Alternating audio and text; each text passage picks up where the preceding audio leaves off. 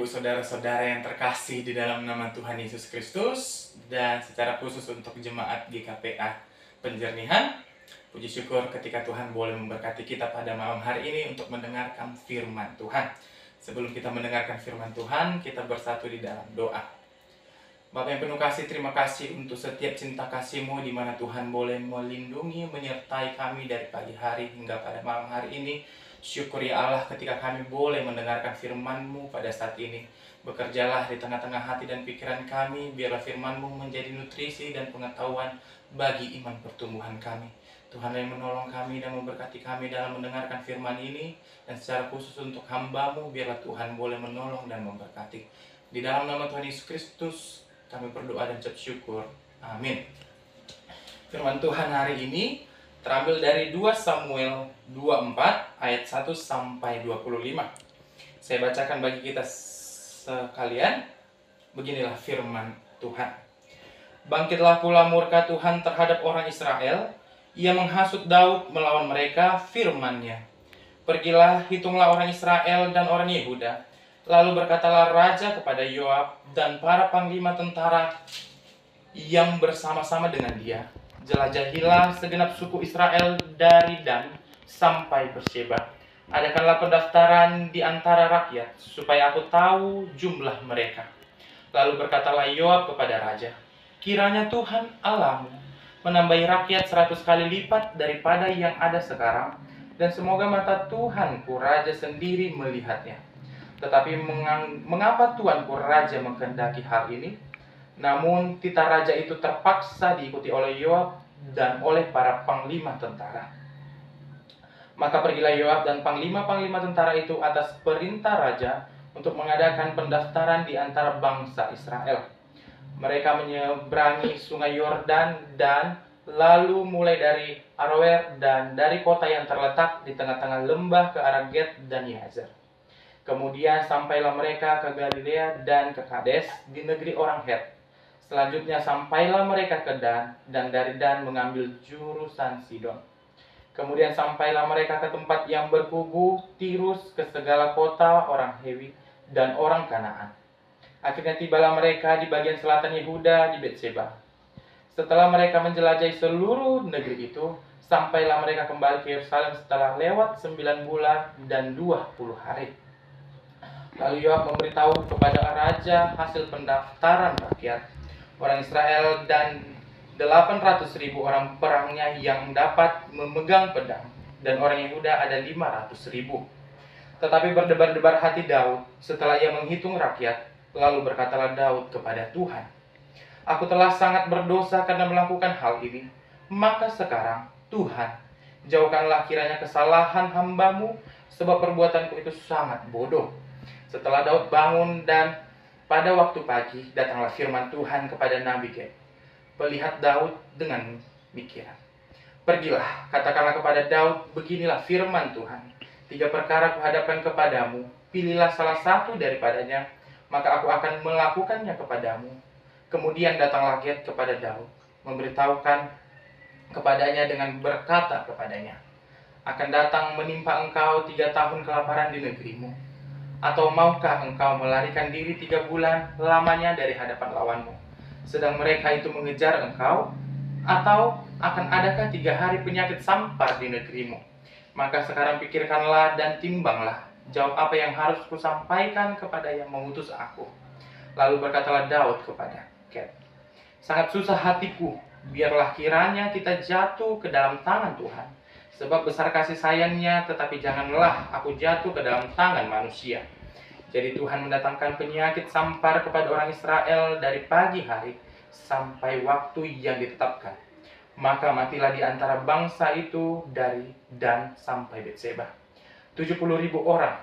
Ketika malaikat mengacungkan tangannya ke Yerusalem untuk memusnahkannya, maka menyesallah Tuhan karena malapetaka itu. Lalu ia berfirman kepada malaikat yang mendatangkan kemusnahan kepada bangsa itu, cukup, turunkanlah sekarang tanganmu itu. Pada waktu itu malaikat Tuhan itu ada dekat tempat pengiringan Araunah orang Yebus. Dan berkatalah Daud kepada Tuhan, ketika dilihatnya malaikat yang tengah memusnahkan bangsa itu, demikian, Sesungguhnya aku telah berdosa dan telah membuat kesalahan. Tetapi domba-domba, apakah yang dilakukan mereka? Biarkanlah kiranya tanganmu menimpa aku dan kaum keluargaku. Pada hari itu datanglah Gad kepada Daud dan berkata kepadanya, pergilah, dirikanlah mezbah bagi Tuhan di tempat pengiringan Arauna, orang Yebus itu. Lalu pergilah Daud sesuai dengan perkataan Gad, seperti yang diperintahkan Tuhan. Lalu pergilah Daud. Ketika Arauna menjenguk dan melihat raja dengan pegawai-pegawainya mendapatkannya, pergilah Arauna keluar, lalu sujud kepada raja dengan mukanya ke tanah. Bertanyalah Arauna, mengapa tuanku raja datang kepada hambanya ini? Jawab Daud, untuk membeli tempat pergirikan ini daripadamu dengan maksud mendirikan mezbah bagi Tuhan, supaya tulah ini berhenti menimpa rakyat. Lalu berkatalah Arauna kepada Daud, baiklah tuanku raja mengambilnya dan mempersembahkan apa yang dipandang baik. Lihatlah, itu ada lembu-lembu untuk korban bakaran dan eret-eretan penggirik dan alat perkakas lembu untuk kayu bakar.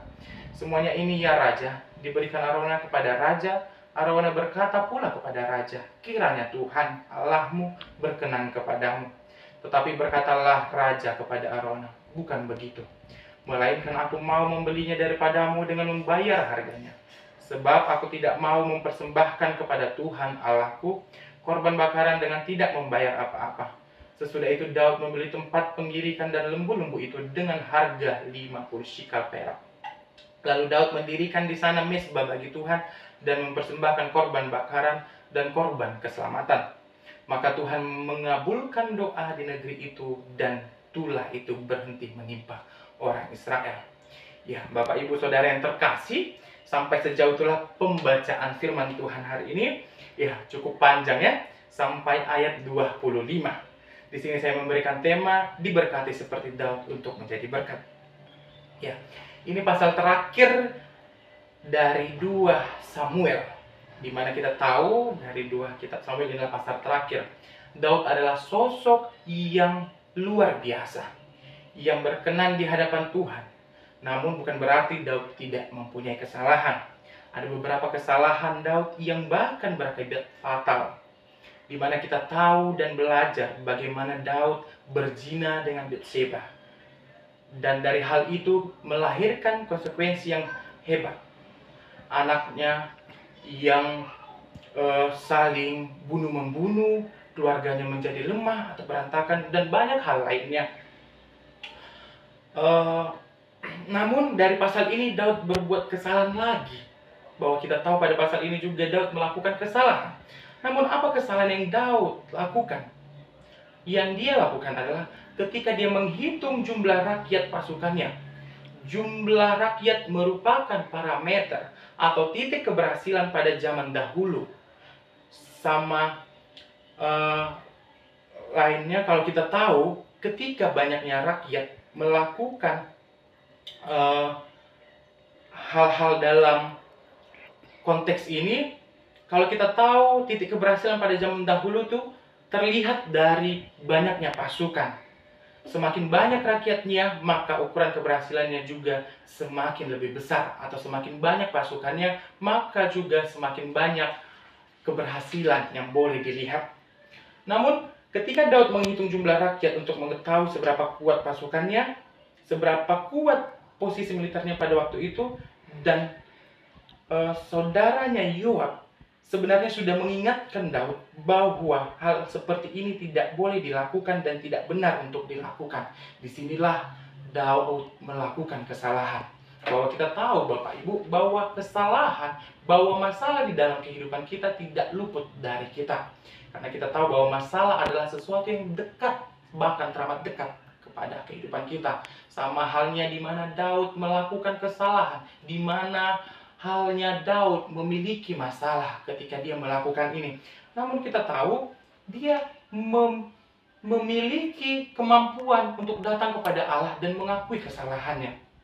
Itulah sebabnya saya memberikan tema diberkati seperti Daud untuk menjadi berkat. Ketika dia diberkati, hal apa yang dia lakukan? Di sini dia melakukan pengakuan dosa. Dia berkata di ayat 10, Tetapi berdebar-debarlah hati Daud setelah ia menghitung rakyat, lalu berkatalah Daud kepada Tuhan, "Aku telah sangat berdosa karena melakukan hal ini. Maka sekarang Tuhan, jauhkanlah kiranya kesalahan hamba-Mu, sebab perbuatanku itu sangat bodoh." Sadarilah, seberapa banyak pun kesalahan kita, semerah apapun dosa kita, asal kita mau bersungguh-sungguh berbalik dari jalan kita yang salah, maka Ia Allah yang setia akan mengampuni segala dosa dan pelanggaran kita. Ia mau menanggung segala dosa dan pelanggaran kita melalui Yesus Kristus putranya yang mati di salib demi dosa-dosa kita. Terkadang kita terlalu sibuk melihat kesalahan kita, terlalu sibuk melihat masalah kita, sehingga kita tidak lagi melihat Allah bekerja di tengah-tengah kehidupan kita, sehingga kita tidak lagi melihat kasih setia Allah.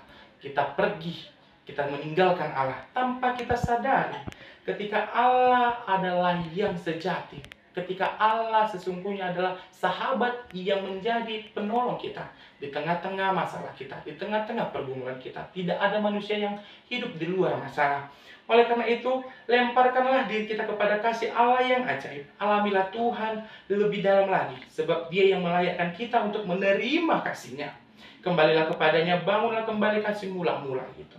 Bangun lagi pokok Daud sebagai ucapan syukur, dan terimalah kasih kita akan kasih-Nya yang ajaib, yang senantiasa menolong kita di tengah-tengah pergumulan kita, di tengah-tengah masalah kita. Sama halnya ketika kita tidak bisa keluar dari masalah itu, maka itulah yang akan sama halnya ketika kita tidak bisa keluar dari masalah itu, maka itulah yang akan membawa kita kepada kehancuran, bahkan atau mungkin lebih banyak masalah-masalah lainnya, atau mungkin pada kematian. Karena kita tahu, seperti ilustrasi, ketika sebuah gelas berisikan kopi, ketika sebuah kopi ini masuk lalat, ketika seekor lalat tidak bisa keluar, dia berputar-putar di satu titik itu, lama-lama dia akan mati.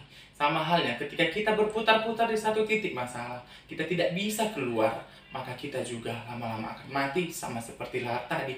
Itulah sebabnya dari hal ini, dari pembacaan firman ini, Tuhan mengajarkan kita bagaimana kita tetap setia, bersandar pada Allah, agar kita diberkati, agar kita diberikan Tuhan kekuatan. Melalui pembacaan firman ini, kita dapat diberkati seperti Daud. Ketika Daud adalah orang yang diberkati, maka kita pun mampu menjadi berkat sama seperti Daud. Kalau bahumu tak cukup kuat untuk memikul beban, ingatlah ada Allah yang bisa jadi kekuatanmu. Kalau kakimu tak cukup kuat untuk melangkah, ingatlah bahwa Allah selalu bersamamu. Kalau keyakinanmu tak cukup besar pada dirimu sendiri, ingatlah bahwa Allah lebih mengetahui tentang dirimu, tentang hal apa yang kau kerjakan, tentang hal apa yang kau mau. Kalau rasa cemasmu akan kegagalan mengalahkan keberanian untuk melangkah, ingatlah bahwa Allah Maha mendengar setiap doa-doamu. Kamu gak pernah sendirian, maka jangan jauh-jauh dari Allah. Berdoalah sampai masalahmu berakhir, jangan masalah mengakhiri doamu. Ketika Daud adalah orang yang diberkati Tuhan, maka ketika kita adalah orang yang setia, maka kita pun akan diberkati dan mampu menjadi berkat. Amin. Kita bersatu dalam doa. Bapa yang baik, terima kasih untuk sabda kebenaran-Mu, untuk firman-Mu yang sudah kami dengarkan. Biarlah firman-Mu ini boleh menjadi kekuatan bagi kami, biarlah menjadi pedoman bagi kehidupan kami, agar iman kami kuat. Apapun permasalahan, apapun tantangan dalam kehidupan kami, ajar kami untuk belajar dari Daud. Biarlah kami menjadi Daud-Daud masa kini yang setia kepada Allah, yang mau belajar dari kesalahan, yang tidak meninggalkan Allah. Biarlah Tuhan menolong setiap kami dalam kehidupan kami, dalam setiap permasalahan kami dan pergumulan kami. Bekerjalah di tengah-tengah kehidupan kami, karena kami yakin dan percaya bahwa Allah senantiasa berkarya di kehidupan kami, berkarya di setiap hal yang kami kerjakan. Karena kami yakin dan percaya Tuhan yang menuntun dan menyertai kami. Di dalam nama Tuhan Yesus Kristus kami berucap syukur. Amin.